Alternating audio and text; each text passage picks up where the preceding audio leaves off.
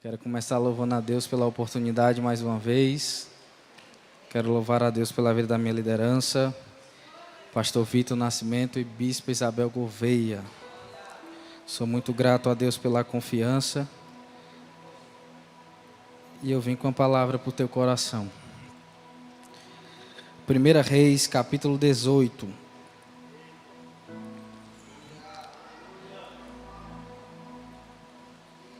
E o versículo que nós vamos ler é o 19.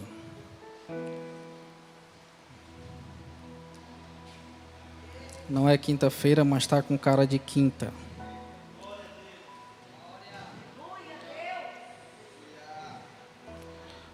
Olha para o irmão que está do lado e diz para ele: sinta o que eu estou sentindo. Se não sentiu ainda, daqui para o final do culto vai sentir.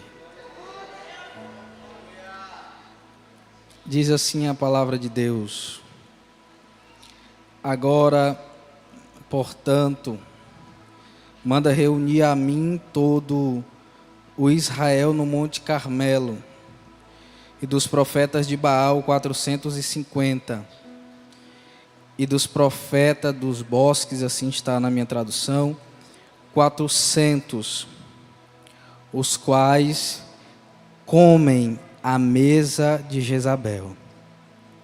Assim, Acabe enviou todos os filhos de Israel e reuniu os profetas no Monte Carmelo.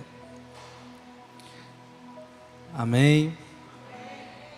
Pode se assentar. Tenho 10 minutos, preciso que você preste bastante atenção. O texto que lemos, você já está careca de ouvir acerca desse personagem chamado Elias, ou profeta Elias.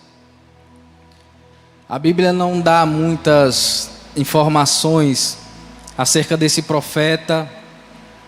O que a Bíblia vai dizer é que ele é de Tisbe, na região que ele nasceu. Mas a Bíblia também não vai dizer muita coisa, não vai ter uma biografia extensa. Não vai ter muito a falar do profeta Elias. É simples o que a Bíblia fala dele. Mas quando nós vemos no capítulo 17, no decorrer dos versos, nós podemos observar que sempre que Elias vai falar algo, ele fala: eu sou servo de Deus.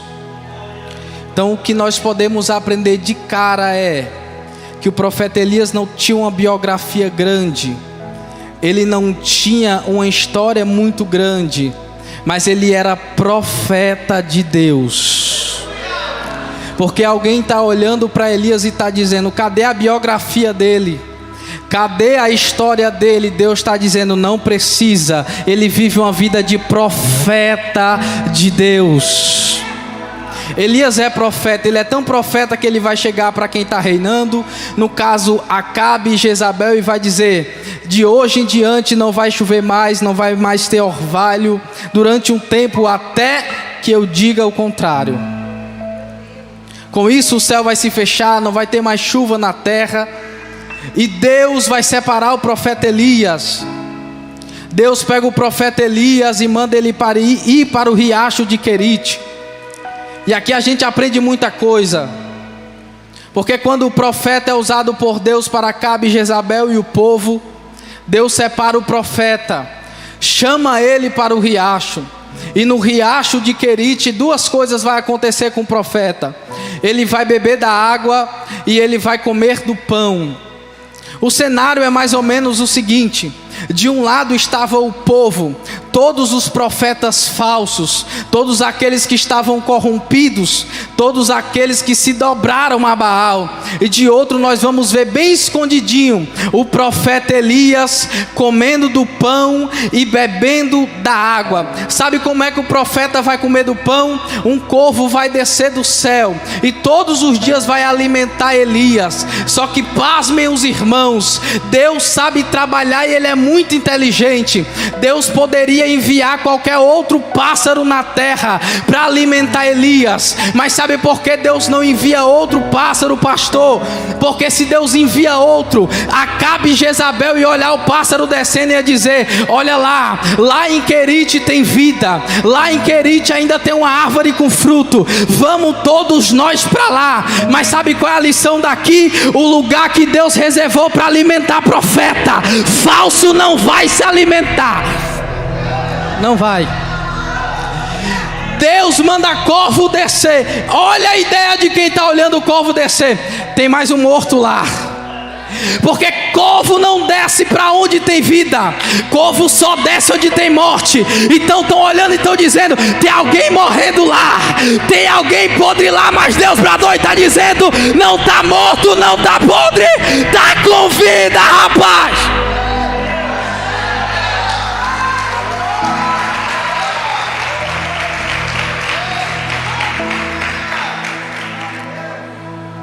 Eu imagino Acabe e Jezabel olhando e dizendo: olha lá, morreu mais um.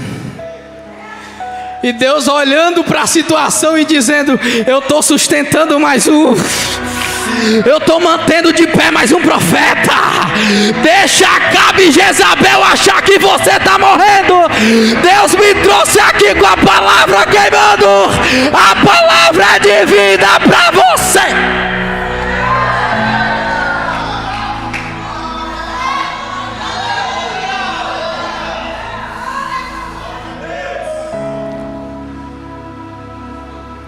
Vixe, o corvo está descendo. O cheiro é de podridão. Que nada. Elias estava bebendo da água e comendo do pão. Vou falar essa baixo para tu dar glória mais alto do que o tom da minha voz. Enquanto tiver profeta bebendo da água e comendo do pão, não vai ter morte. Não vai ter morte. Sabe por que aqui tem muita profeta morrendo? Parou de beber da água e parou de comer do pão. Parou de beber da água e de comer do pão. Jesus, eu sou a água da vida, eu sou o pão da vida. Quer permanecer de pé, profeta? Bebe da água e come do pão. Bebe da água e come do pão. Enquanto você estiver bebendo da água e comendo desse pão, Jezabel vai ter que ver você vivo.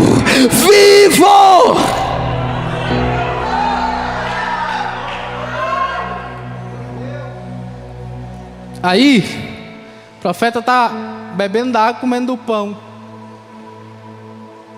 Aí depois o tempo passa e o profeta manda reunir todo mundo no Monte Carmelo. E agora vai começar o desafio. Como é o desafio? Pega os profetas de Baal, de Azera, traz para cá.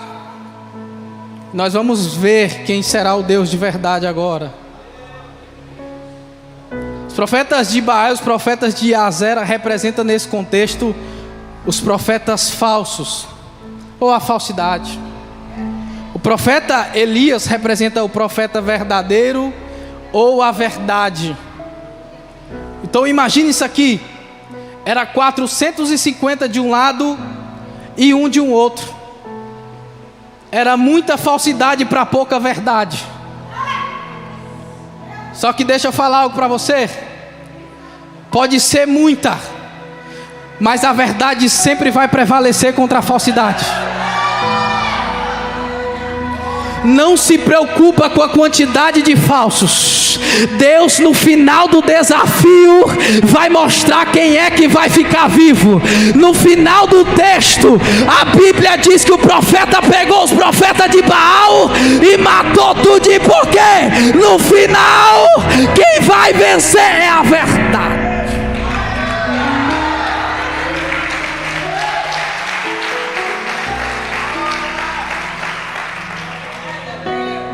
E os 450 profetas olhando para Elias e dizendo: eles estão, ou ele está em desvantagem. Eu imagino eles conversando entre eles: ele está louco. Ele está doido. Olha quantos nós somos. Ele está em minoria. E o profeta Elias, com o peito bem estufado, bem alinhado, com a certeza do profeta Elias para encarar um desafio desse. Me pergunte qual. É porque o profeta sabe que é melhor um pouco de verdade do que muita falsidade. Não, vou repetir para você pegar e dar um glória com mais vontade. É melhor só um pouquinho de verdade do que muita falsidade. Deus me trouxe aqui para dizer para alguém: se está andando na verdade, se prepara para ver Deus respondendo no céu.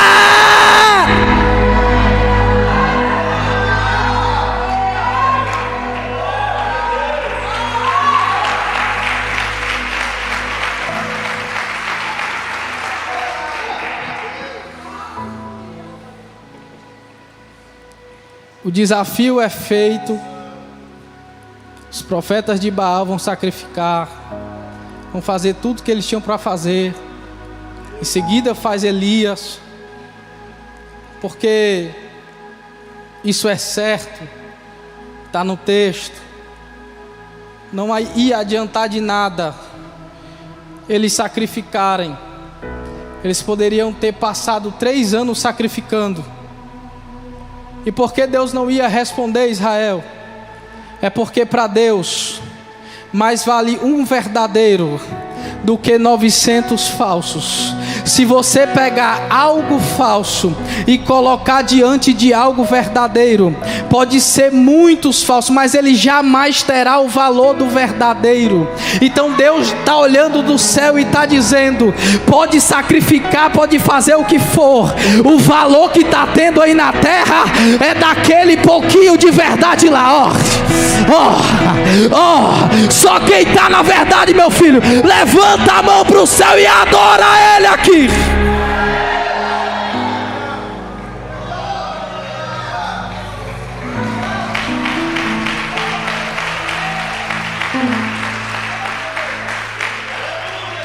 Outro detalhe para me fechar. Eu achei isso muito interessante. O texto diz que esses falsos profetas comiam na mesa de Jezabel. E aí o que está o perigo? Tem muita gente achando que para permanecer com o ministério vivo precisa sentar na mesa de Jezabel, precisa comer com ela, sentar com ela, se alinhar com ela. Mas Deus me trouxe aqui para te dizer: você não vai sentar na mesa de Jezabel, você não vai compactuar com ela, porque profeta que eu separei na terra não precisa se associar para ser sustentado.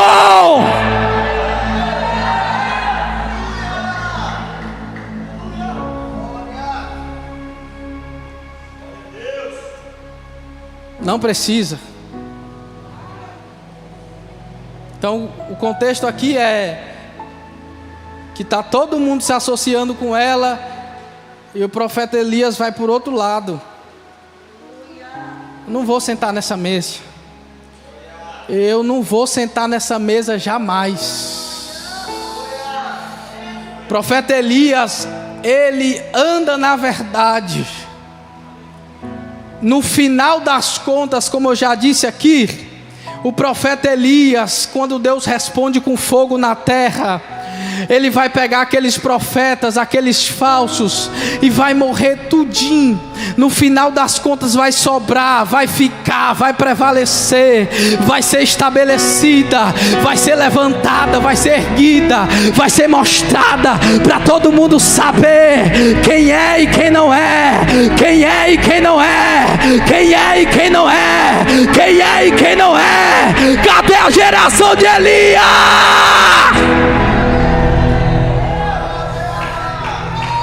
Aplaude a ele, aplaude a ele. Quero agradecer a minha oportunidade.